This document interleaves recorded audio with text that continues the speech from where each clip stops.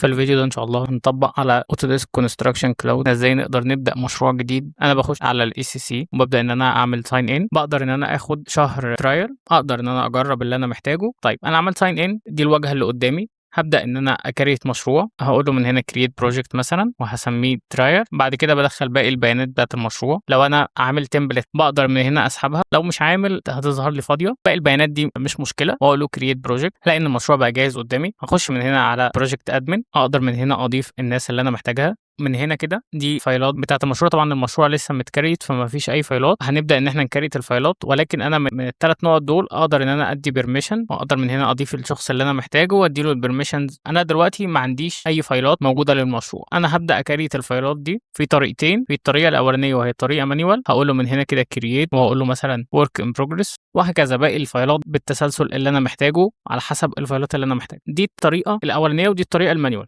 في طريقه اوتوميتد شويه او اسرع شويه عن طريق باور شيل اللي موجوده في الجهاز واوتوديسك كونكتور، وهي ان انا طلبت من شات جي بي تي انا محتاج اكريت مجموعه من الفايلات مره واحده، واديته التقسيمه اللي انا محتاجها. يعني انا من هنا قلت له الستيج بتاعتي، وبرده اديته الديسيبلينز اللي انا محتاجها، واديته السب فولدرز اللي انا محتاجها، واديته حتى المكان اللي هو هيعمل لي فيه الفايلات. ده احنا كده كده هنغيره، ما عنديش مشكله فيه. وبمجرد ان انا هعمل رن هيكريت لي الفايلات على طول. خلينا نجرب. من هنا كده افتح باور شيل وادي له كنترول في، ده الكود اللي انا جايبه من شات جي بي تي. هلاقي ان الفايلات كلها اتكريتت اوتوماتيك، كل الفايلات بنفس التقسيمه اللي انا قلت له عليها. هلاقي ان هي اتعملت، ما عنديش اي مشكله فيها. هي كده بتترفع على الاي سي سي. اول ما تخلص هتلاقي جنبها علامه كلاود او السحابه، ده معناه ان خلاص الفايلات كلها اترفعت على الاي سي سي. فدي كانت حاجه من الحاجات اللي بتوفر وقت كتير جدا في كرييت الفايلات بتاعت اي مشروع. وهكذا بقى اي بالك اكشن انا محتاج اعمله اقدر ان انا اعمله. لو انا حبيت مثلا ارفع فايل على الاي سي سي هلاقي ان الفايل اترفع هنا، ما عنديش اي مشكله. ولو انا مسحته من هنا هلاقيه بيتمسح من هناك. فدي برضو حاجه من الحاجات اللي هتوفر عليا وقت، بدل ما انا اخلص مثلا شغل على الريفت اجي ان انا اطبع الفايلات واخلي الفايلات عندي على الجهاز وبعدين ارجع ارفعها على الاي سي سي. لا، ممكن على طول اطبع واحط الفايلات في اوتوديسك كونكتور، هلاقي الفايلات اوتوماتيك اترفعت على الكلاود. لو انا مثلا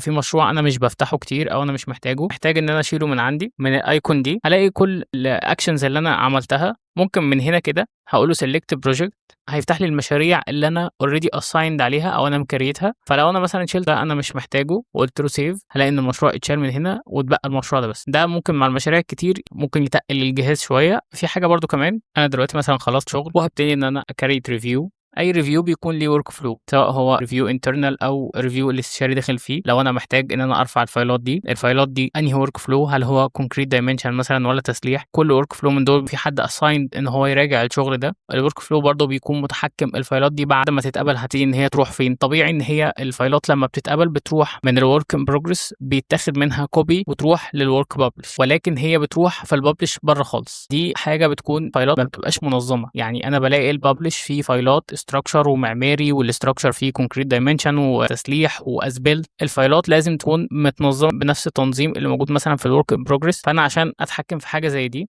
اقدر اتحكم فيها عن طريق الورك فلو الخاص بالريفيو. لو انا دخلت على ريفيو اخش على السيتنج وهختار من هنا كرييت ورك فلو، اختار مثلا وان ستيب وهقول له نيكست ايا كان اسم الورك فلو. الانيشيتور هختار مثلا الشخص اللي متضاف على المشروع او الناس اللي ليها ان هي تبعت الفايلات. هنا لو انا الفايل عندي ابروف دي الايكون بتاعته، لو ريجكت دي الايكون. طب لو هو ابروف ويز كومنت يتحط له ابروف ولا ريجكت، انت تقدر تتحكم من هنا. الحاجه المهمه بقى كوبي ابروف فايلز، لو انا فعلتها من هنا هلاقي ان هو فتح لي الاوبشنز دي. هلاقي من هنا في تشيك بوكس بيسمح للي بيكريت الريفيو ان هو يتحكم في المسار اللي الفايل هيروح فيه. بمعنى ايه؟ لو فعلت من هنا التشيك بوكس طبيعي ان انا هختار ان هي تروح للببلش مثلا، ولو الورك فلو ده مثلا خاص بالاستراكشر هقول له استراكشر وهعمل له سيف وهروح كاني هرفع ريفيو عادي جدا. من هنا هلاقي الورك فلو اللي انا عملته، ولكن هلاقي عندي هنا الميزه انا محتاج ان الفايلات دي تروح في الاستراكشر بس تروح مثلا في البي دي اف او تروح في الموديل. فانا مثلا محتاجه ان هي تروح في البي دي اف، فانا قدرت ان انا اتحكم في المسار اللي الفايلات هتروح له. التحكم في المسار اللي اللوحات بتروح له بعد الابروف بتاع الريفيو لو انا فعلتها وانا بكريت الورك فلو، دي حاجه هتفيدني وهتساعدني كتير جدا وانا شغال. تمام.